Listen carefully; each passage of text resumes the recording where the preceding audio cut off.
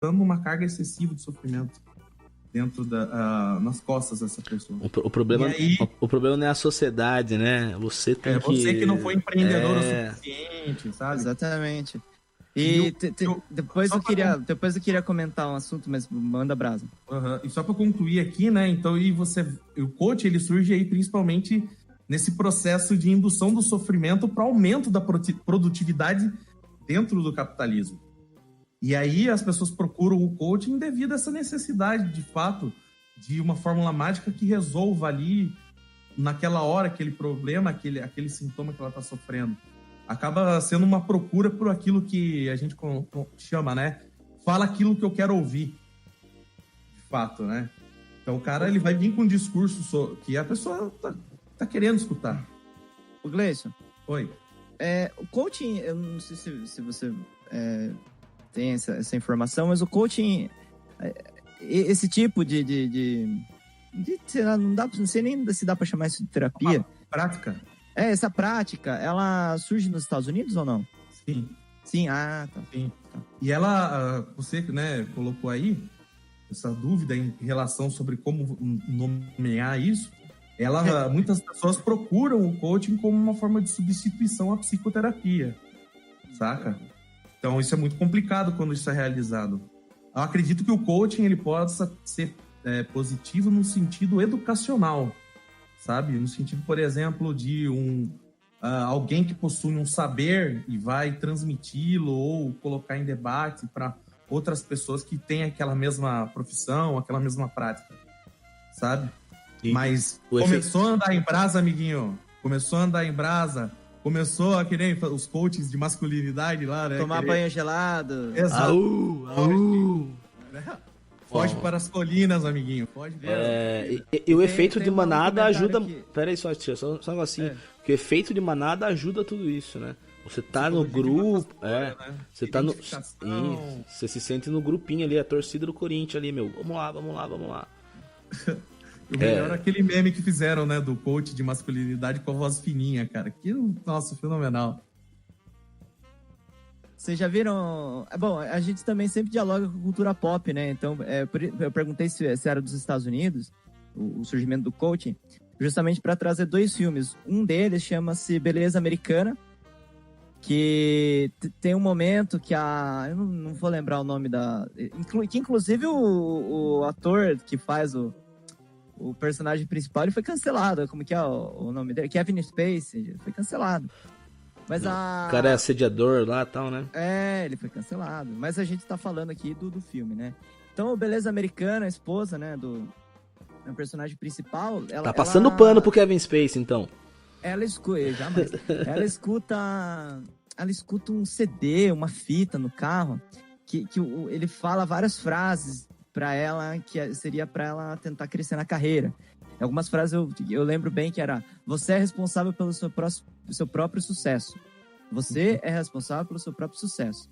E tem uma outra frase que é um cara que fala pra ela, né, que é aquele corretor imobiliário lá que ela corneia o marido com o cara, que ele fala assim que você deve sempre passar uma imagem de sucesso. Você sempre deve passar uma imagem de sucesso. Aí, se você quer ser alguém de sucesso, você tem que passar uma imagem de sucesso, sempre. Eu falei, nossa, isso ficou. E isso é bem cruel, né? E um outro filme também, que também é uma espécie de coaching, eu não sei se dá pra chamar ele de coaching, é aquele filme Conselheiro Amoroso, Hit, o Conselheiro Amoroso. Porque eu já vi vários aí na internet ensinando como você fazer sucesso com as mulheres. Eu ia falar disso agora, desse filme. Não. Eu ia comentar do filme exatamente do Hit, Conselheiro Amoroso. Porque sabe o que mais me intriga, assim, é que a galera quer criar um mecanismo padronizado pra vida, né, cara? Porque... né? Não, sim, mas assim, pensa assim comigo, né? Porque assim, cara, é muito mais fácil você escutar acho que esses caras, eles não se encaixam, mas a galera acaba meio que usando eles como coach. O Clóvis e Barros, você pega aí o Mário Cortella, né? O Karnal. Então, assim, os caras estão debatendo assunto de filosofia, né? De humanidades, assim, tal. do jeito que o No Front da história faz, com um jeito mais carismático e tosco, né? E a galera usa esses caras. Então, assim, é muito mais fácil escutar o Karnal dizendo pra mim que o Schopenhauer falou alguma coisa que fez comparação com Shakespeare do que eu ir lá e ler as duas obras e tentar fazer uma análise, né?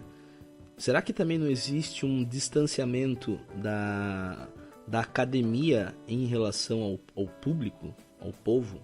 Sem dúvida, sem dúvida. Sem dúvida, você tem uma...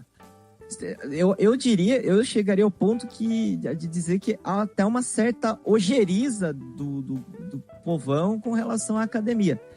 E que não é necessariamente culpa do povão. Talvez a academia não esteja sabendo falar a língua da população e talvez não haja um esforço, né, tanto por parte dos acadêmicos quanto por parte do poder público, de inserir as pessoas no meio acadêmico, né?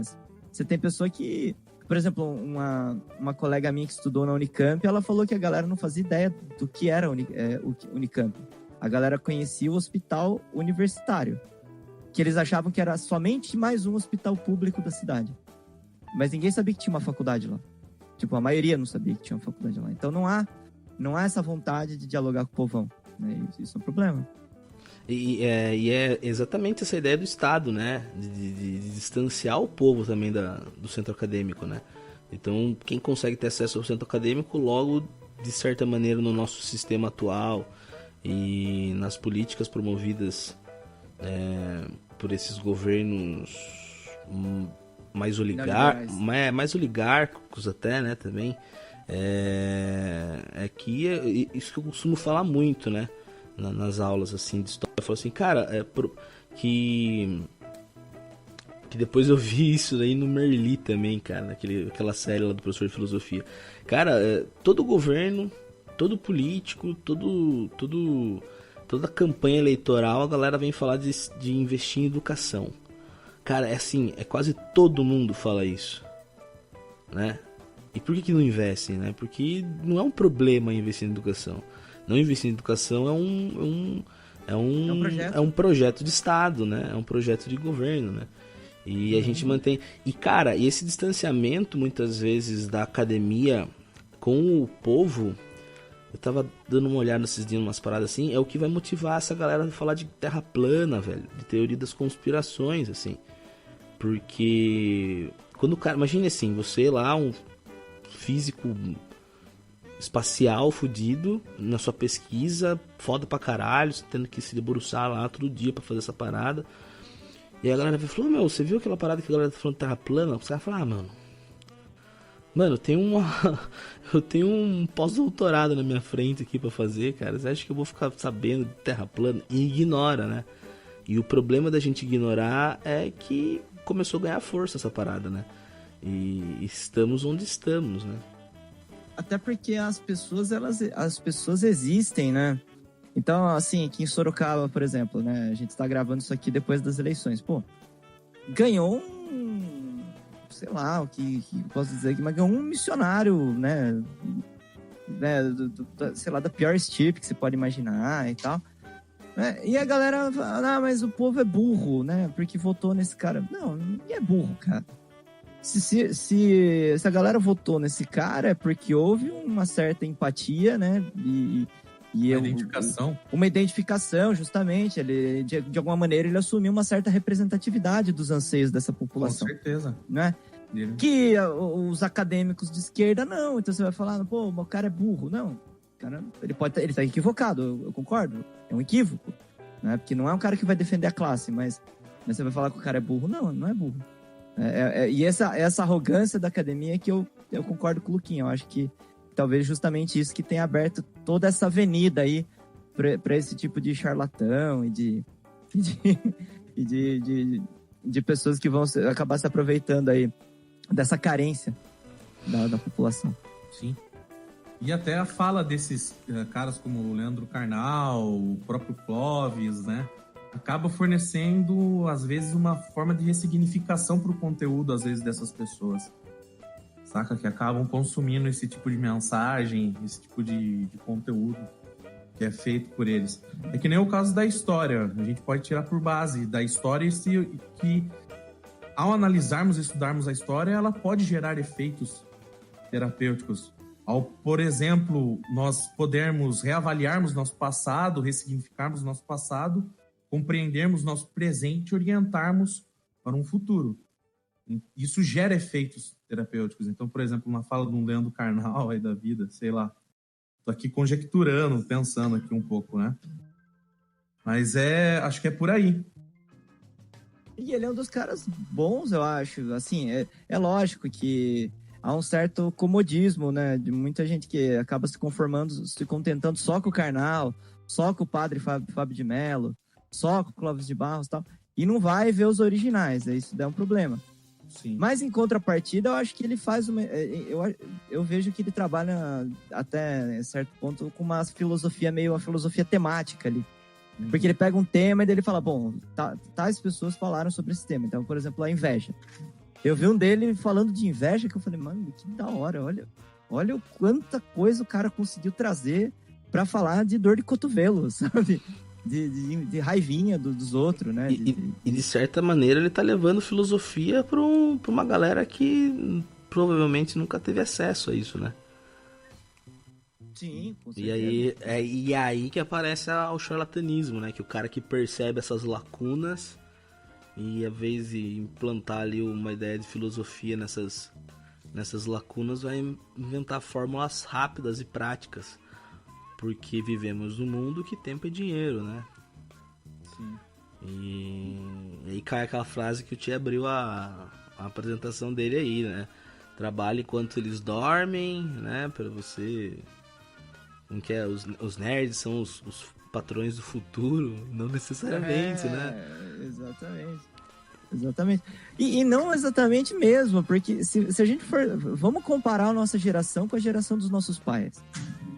Meu, eu não sei os de vocês, mas a minha família... Que estudo que eles tiveram?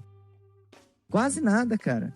A maioria chegou só até a 4ª série do ensino fundamental e já foi pro mercado de trabalho. Velho, conseguiram construir casa, comprar, mobiliar a casa, criar um monte de filho, teve gente que comprou carro, sabe? Com quarto ano primário, a conjuntura era mais favorável. Né? E cai também naquela questão do... que é muito semelhante, não é igual, né? Porque a gente não compara os períodos, mas dá pra fazer uma relação, por exemplo, com o mundo pós-guerra, né? Enquanto a galera mais velha ainda tinha naquela cabeça ainda de não, tocar os negócios da família, se desenvolver ali na sua região, né? Honrar a família ali, o pai e tal. E as pessoas no pós-guerra, que estavam nascendo no pós-guerra, né? Os baby boomers lá, estavam falando do quê? Eu falei, cara, pior que Segunda Guerra Mundial não vai ter, velho. Então vamos aproveitar e conhecer o que tem no mundo aí, velho. Olha o que aconteceu, a gente quase estragou tudo. Né? E aí surgem os movimentos de contracultura, né? Que aí a gente até falou disso no episódio de gangues e tal, né? E que faz você buscar outras coisas, né? Então daí você vai ter esses choques de realidade, né? E aí esses caras pegam isso e comparam. Ah, porque antes a galera conseguia? Porque antes existia motivação, as pessoas acreditavam na sua força e tudo mais. Na realidade, né? Não. Na realidade é o nível de acumulação do capitalismo que deixou as coisas mais difíceis. Viu, Gleison? Isso aí é o alívio da culpa, né, cara? Também. Evitar da gente lidar com a frustração, né? Uhum. Acredito que sim. Já que a gente tá falando também de ele cagou pra meu comentário, você viu, né, Tchê? Não, deu pra ver, deu pra falar, ver. É verdade, isso aí. É isso aí. Acredito que sim. Você tá correto na sua análise, Lu. Eu tô dando a deixa aí pro cara puxar, falei assim. Sim, é que eu tô pensando em outra coisa aqui, cara. Nem imaginei isso, cara. Eu tive eu desconfiei, assim. Passou pela minha cabeça aqui. Passou, cogitei. Enfim, desculpa a cortada, cara. Mas tava pensando aqui sobre essas questões da pseudociência, e uma das questões que também colocam, né, que